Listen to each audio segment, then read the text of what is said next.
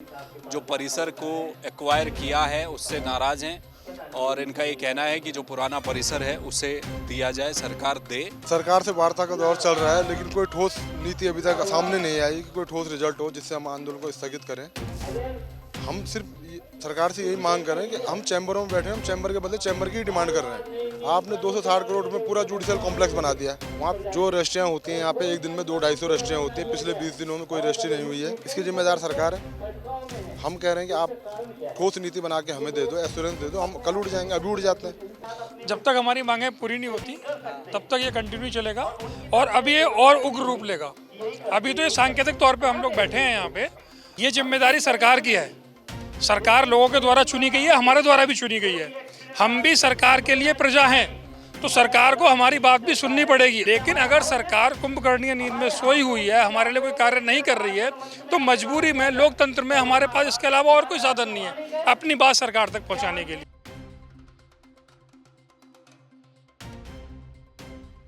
देहरादून में bar council का जो धरना था वो लगातार जारी है। अब 1 महीने का समय कुछ दिन में पूरा हो जाएगा और जो तमाम जो अधिवक्ता है बार एसोसिएशन से जुड़े हुए, उनकी सिर्फ एक मांग है।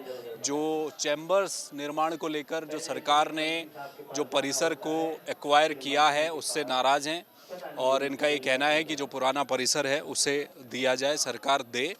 और उसी पर जो अधिवक्ताओं के जो चैम्बर है वो बनने चाहिए। इस आंदोलन को लगातार जो लड़ाई है वो अधिवक्ता लड़ रहे हैं और धरने पर बैठे हुए हैं। ये जो सड़क तहसील चौक से निकलकर हरिद्वार रोड जाती है उसे लगातार जाम किया है और ठीक सामने इधर जिला न्यायालय है और सामने अधिवक्ताओं का आंदोलन लगातार जारी है। बार एसोसिएशन के जो सचिव हैं वो मेरे साथ इस वक्त हैं, मैं उनसे बात भी करूँगा। सर, आंदोलन चल रहा है आपका, सड़क पर बैठे हैं, कुछ सरकार से बातचीत हुई, कब तक बैठेंगे?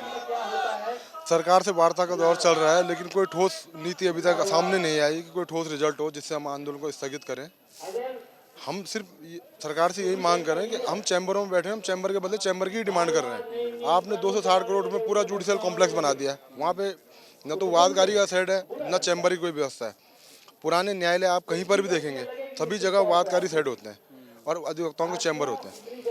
पहले भी जो हमारे चैम्बर बने हुए अधिवक्ताओं ने खुद अपने खर्चों से और बार एसोसिएशन के साथ मिलके ज्वाइन करके बना रखे हैं। कल हमें वो छोड़ने पड़ेंगे तो हम उसके बदले चैम्बर की डिमांड कर रहे हैं। ऊपर से जो जगह हमें मुफीद होती है, हमें सूट करती है इस कैंपस के सामने, वहाँ जगह कम है, उसको आपने प्रस्तावित कर दिया रैन बसेरे के लिए। तो इस बात के विरोध है और इसीलिए आज हम सड़कों पर हैं। सरकार से बीच में कुछ बातचीत भी आपकी हुई थी, जिलाधिकारी स्तर पर भी, डीएम से भी कुछ बातचीत हुई थी, कुछ सकारात्मक जवाब मिला है? सरकार द्वारा एक ज्वाइंट कमेटी बनाई गई है जिसमें हमारे 4 वरिष्ठ अधिवक्ता हैं और 4 शासन के लोग हैं। उनकी आज मीटिंग चल रही है, देखते हैं क्या रिजल्ट आता है, फिर देखते हैं। कामकाज जो अब यहाँ परिसर में ठप हुआ है, क्या क्या चीज़ें बंद हो गई हैं? अब क्या रजिस्ट्री नहीं हो पा रही हैं? वेंडर तमाम जो बसते हैं सब बंद चल रहे हैं, क्या क्या बंद है? जो रजिस्ट्रियाँ होती हैं यहाँ पे एक दिन में 200-250 रजिस्ट्रियाँ होती हैं। पिछले 20 दिनों में कोई रजिस्ट्री नहीं हुई है। कोई गवर्नमेंट की आपस में रजिस्ट्रियाँ होती हैं वो हुई होंगी शायद, लेकिन प्राइवेट रजिस्ट्रियाँ नहीं हुई है। और 20 दिन से न्यायिक कार्य बिल्कुल ठप है, चाहे वो रेवेन्यू कोर्ट हो, सिविल कोर्ट हो या क्रिमिनल कोर्ट हो, सभी जगह कार्य बंद है। तो ये इसका जिम्मेदार कौन मानता है? इसकी जिम्मेदार सरकार है। हम कह रहे हैं कि आप ठोस नीति बना के हमें दे दो, एश्योरेंस दे दो। हम कल उठ जाएंगे, अभी उठ जाते हैं। सरकार के अधिकारी यहाँ पे आ रहे हैं, वो कह रहे हैं देखेंगे, ये होगा, कमेटी बनेगी, ये बनेगा, सो, लेकिन कोई ठोस नीति अभी तक नहीं आई है। सरकार एक बार घोषणा कर दे कि हम आपको चैम्बर बना के दे देंगे, लिखित में दे दें, हम अभी उठ जाएंगे। ये जो इतना बड़ा कॉम्प्लेक्स बना है, ये जो जिला कोर्ट का बहुत बड़ा ये स्ट्रक्चर है, जिस समय ये बन रहा था, क्या उस समय वकीलों के लिए चैम्बर अलग से बने और एक साथ ये पूरा डेवलप हो जाता तो फायदा रहता? बिल्कुल फायदा होता, बिल्कुल बिल्कुल। पूर्व में भी ये आश्वासन देगी बनेंगे, होगा, अभी चलता रहा, क्योंकि इसे बनने में 10 साल लग गए। 1-2 बार ब्रेक हुआ, ये हुआ, बीच में लगा नहीं बनेगा, तो बड़ी असमंजस की स्थिति रही। लेकिन जब वो शिफ्ट हो चुका है तो हमें अपने अधिकारों के लिए लड़ना तो पड़ेगा, क्योंकि मिल तो रहा नहीं है। तो इसी एक ही मुद्दा है कि सरकार हमें चैम्बर बना के दे दे। आप क्या चाहते हैं कि ये जो परिसर, सामने वाला जो परिसर है वो आपको मिल जाए? उसमें आप क्या सरकार से वो सरकार चैम्बर बना के दे और जो पुराने चैम्बर है हम वो छोड़ देंगे। जो हमारा पुराना कैंपस है, जहाँ भी चैम्बर है, हम उन्हें छोड़ देंगे, हमें यहाँ पे चैम्बर दे दें। सरकार वहाँ मर्जी जो करना है कर ले। नहीं करना ही सरकार ने भविष्य में, वो मेडिकल कॉलेज को दे रखी है, कुछ और काम करने हैं, करना तो है ही। इसीलिए हम आज लड़ रहे हैं, कल के दिन जो बात हो पहले। यानी कि सामने कोर्ट है तो इसके सामने बस एक सड़क और सामने चैम्बर हो तो वो वकीलों के लिए भी बहुत कन्वीनियंट। बिल्कुल बिल्कुल जी।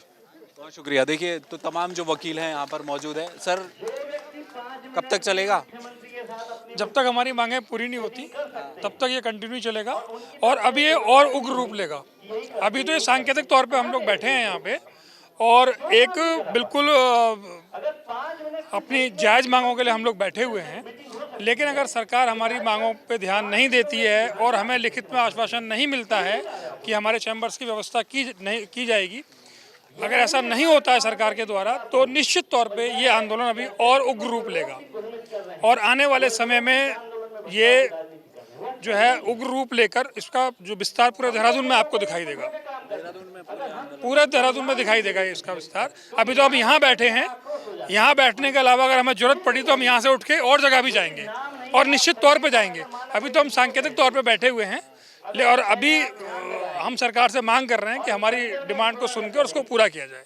अभी तो ये सड़क आपने जाम कर दी, पहले तो लोग इससे परेशान, वहाँ रजिस्ट्री नहीं हो रही, अब आप कह रहे हैं पूरे देहरादून में ले जाएंगे, ये तो बड़ी मुश्किल हो जाएगी लोगों के लिए। ये जिम्मेदारी सरकार की है। सरकार लोगों के द्वारा चुनी गई है, हमारे द्वारा भी चुनी गई है। हम भी सरकार के लिए प्रजा हैं तो सरकार को हमारी बात भी सुननी पड़ेगी और हमारे पास इसके अलावा और कोई माध्यम नहीं है। हम तो सरकार को पिछले 20 दिन से जगाने की कोशिश कर रहे हैं कि जागो, हमारी मांगों को पूरा करो, उन्हें सुनो। लेकिन अगर सरकार कुंभकर्णीय नींद में सोई हुई है, हमारे लिए कोई कार्य नहीं कर रही है, तो मजबूरी में लोकतंत्र में हमारे पास इसके अलावा और कोई साधन नहीं है अपनी बात सरकार तक पहुंचाने के लिए। चलिए देखिए, वकीलों का साफ कहना है और चिंता इस बात की है कि देहरादून में जो पूरा ये कचहरी का परिसर है, यहाँ पर पहले से, अभी नहीं, ये कई वर्षों से मांग चल रही है अधिवक्ताओं की कि प्रॉपर जो बैठने की जगह हो, प्रॉपर चैम्बर वकीलों के हों, वो बने। देहरादून राजधानी है और वहाँ काम करने वाले, जिला न्यायालय में काम करने वाले अधिवक्ता भी अगर उनके पास भी बैठने के लिए जगह नहीं होगी तो दिक्कतें आएंगी। तो एक प्रॉपर वे में ठीक सामने जिला न्यायालय के वो बन जाए तो बात बन जाए। लेकिन अब ये आज 22वां 23वां दिन हो गया है इस आंदोलन को। हरिद्वार रोड पूरी जाम है, बीच सड़क पर आंदोलन चल रहा है, उधर रजिस्ट्रियाँ नहीं हो रही हैं, तमाम बस्ते, स्टाम्प वाले सब बंद चल रहा है।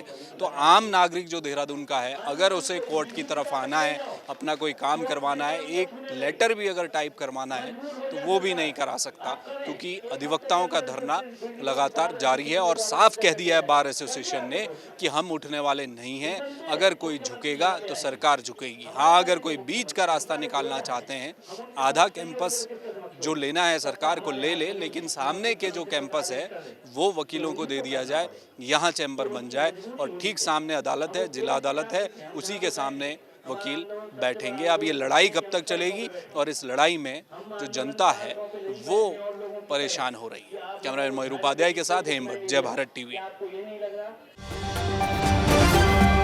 आप देख रहे हैं जय भारत टीवी।